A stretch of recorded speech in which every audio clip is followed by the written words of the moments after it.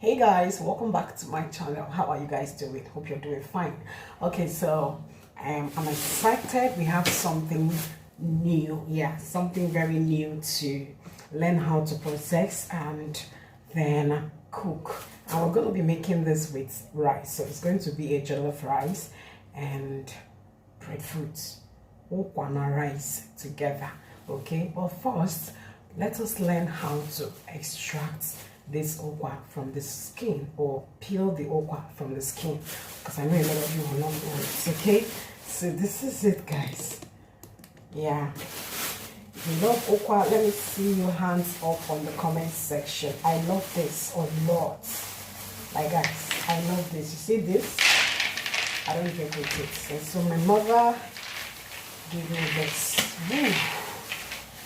And it's also quite very expensive in the market. I have a time where you get to see this 1 cup for 250, 1 cup 300, 1 cup 500. Yes, it's that expensive, and it's very healthy because it's a high protein food. But it takes a longer time to burn. So if you have a pressure pot, that will be the medicine to getting this thing cooked in 30 minutes. Then if you don't have pressure pot, then you need to use potash a little to make it done faster and save your gas.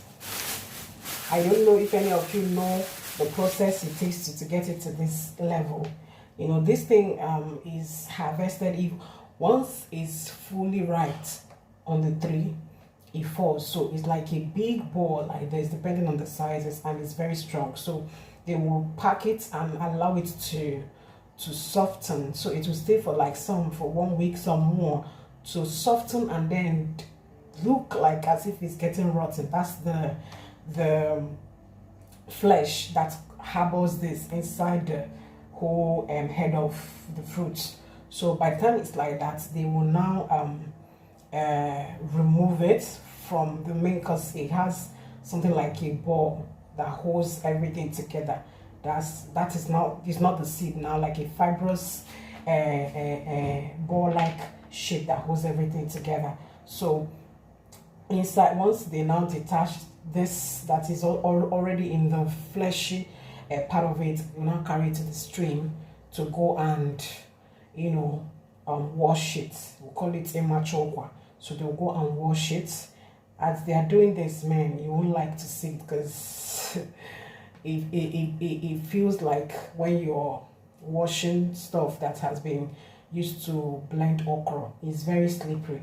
Yeah, so they'll do that over and over until it gets purely washed and clean like this. Next thing I'm going to do is to pour this thing inside a bucket, wash it again, because I would like to wash again, then put it inside a pot, get it a little bit boiled. If you overboil it, the skin will stick. So, but while doing that, I'll add a little oil so that when we're trying to extract it, it will be easy. So I'm going to use 2 methods, the manual method and possibly the engine method, to extract this to tea. Like, it's plenty. This will give me almost 10 cups by the time I'm done. It will give me almost 10 cups.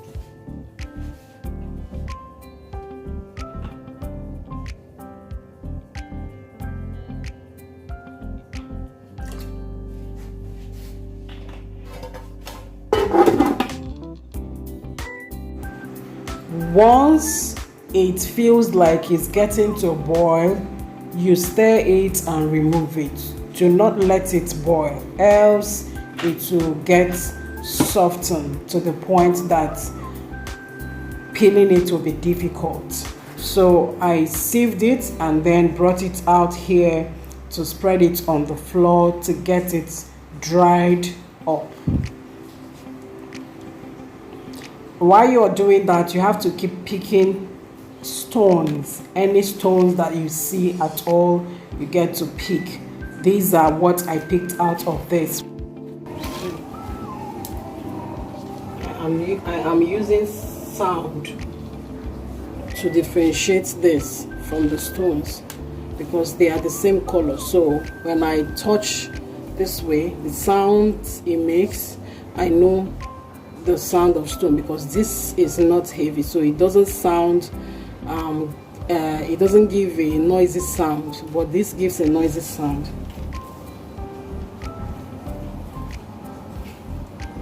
So I kept doing that. I kept turning it until it was fully dried. Then this is the manual method of peeling the breadfruit. But with this, you get to spend a lot of time and energy. So I was not about going to use this method. I just did this to show you people how you can extract or peel this manually. So at this point, I am done with this manual method. I just put it in the tray, keep it to dry while I bag the remaining and took it to the market to peel it with engine.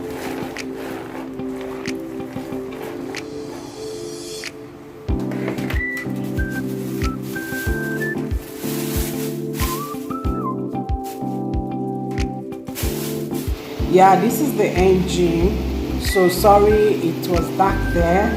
I couldn't get a clear picture, but yeah, that was just how it was peeled within a few seconds.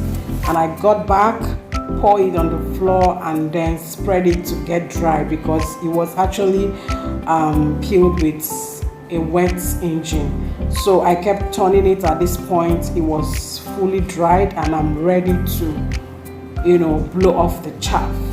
So this was the one I did manually. I'm trying to blow off the chaff here, and yeah, this is what I got. Okay, left for picking. But yeah, it was okay. If you have the energy, you can use this method. Or who likes stress? So now back to the one that was peeled in the engine. I get to blow to remove the chaff as much as I can before picking.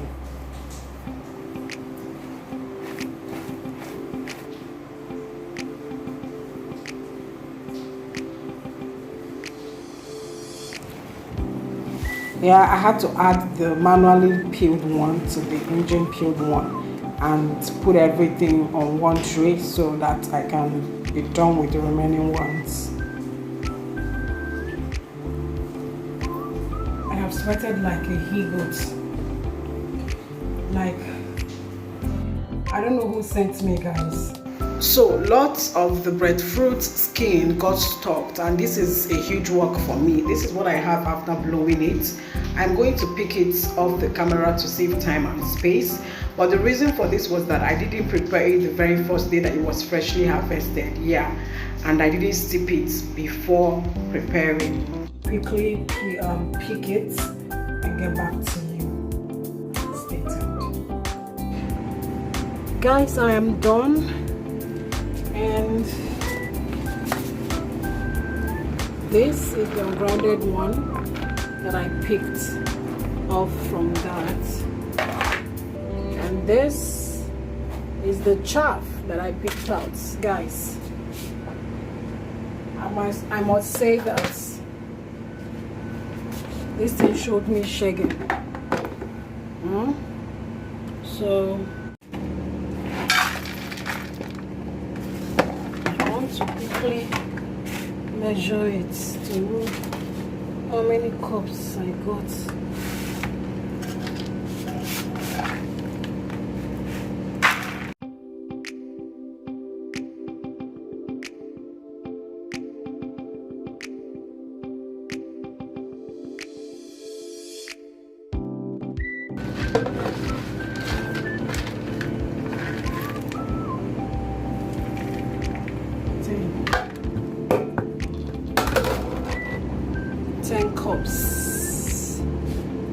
Yeah, so this is how to do it.